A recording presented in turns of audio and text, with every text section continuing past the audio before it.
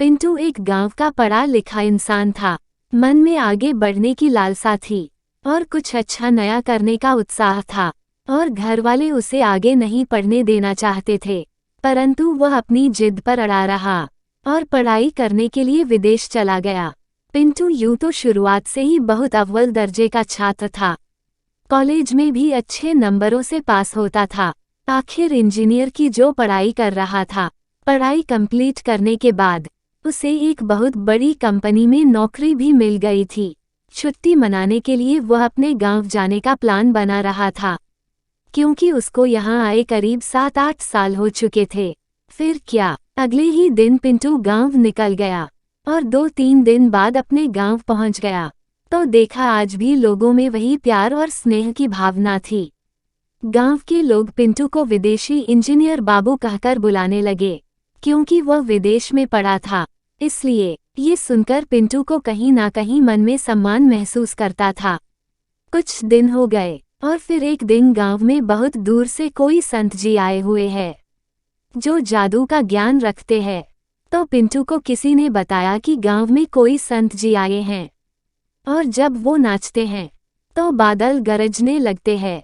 ये सुनकर बड़ा आश्चर्यजनक लगा और हंसी भी आई, क्योंकि पिंटू विज्ञान का छात्र था और वो जानता था कि ऐसा कोई जादू संभव ही नहीं है। और उसे लगा कि ये संत जी गांव के भोले भाले नागरिकों को बेवकूफ बना रहा है। यही सोचकर वह संत जी से मिलने गया। पिंटू ने जाकर संत जी को चैलेंज कर दिया कि आपके पास कोई जादू नहीं है। अगर आपके नाचने से बादल गरजने लगते हैं तो मेरे नाचने से भी बादल जरूर गरजेंगे। कुछ गांव वाले भी देखने के लिए इकट्ठे हो गए। पिंटू ने नाचना शुरू किया।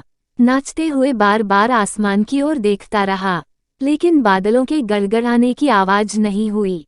पिंटू थोड़ी देर में ही थककर चूर हो गया और अब संत जी की बारी थी। संत जी ने नाचना शुरू किया और नाचते ही रहे घंटों तक। बहुत देर हो गई, लेकिन अभी तक बादलों के गरजने की आवाज नहीं हुई थी। संत जी भी लगातार नाचे जा रहे थे। काफी देर बाद आसमान में बादल छाने लगे। संत जी नाचते हुए थके नहीं, बल्कि घंटों तक नाचते रहे।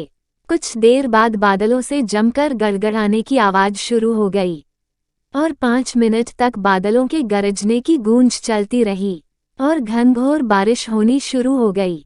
हमारे विदेशी इंजीनियर बाबू शर्म से सर झुकाकर संत जी से इस जादू के बारे में पूछने लगे।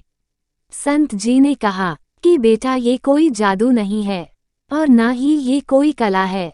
ये तो बस एक दृढ़ निश्चय है।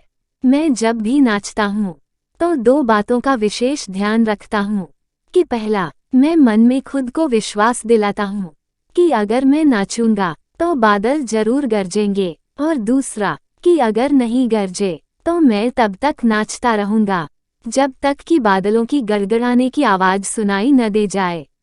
बस यही इस बादलों के गरजने और नाच का राज है। पिंटू को अपनी सारी डिग्रियां आज इस ज्ञान के आगे कमजोर पड़ गई।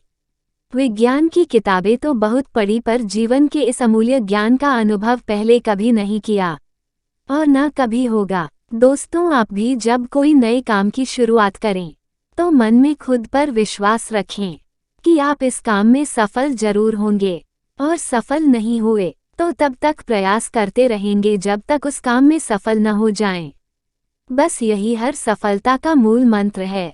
कोई भी काम असंभव नहीं है। अगर आपकी सोच और प्रयासों में पूर्ण विश्वास है तो असंभव काम को भी संभव किया जा सकता है।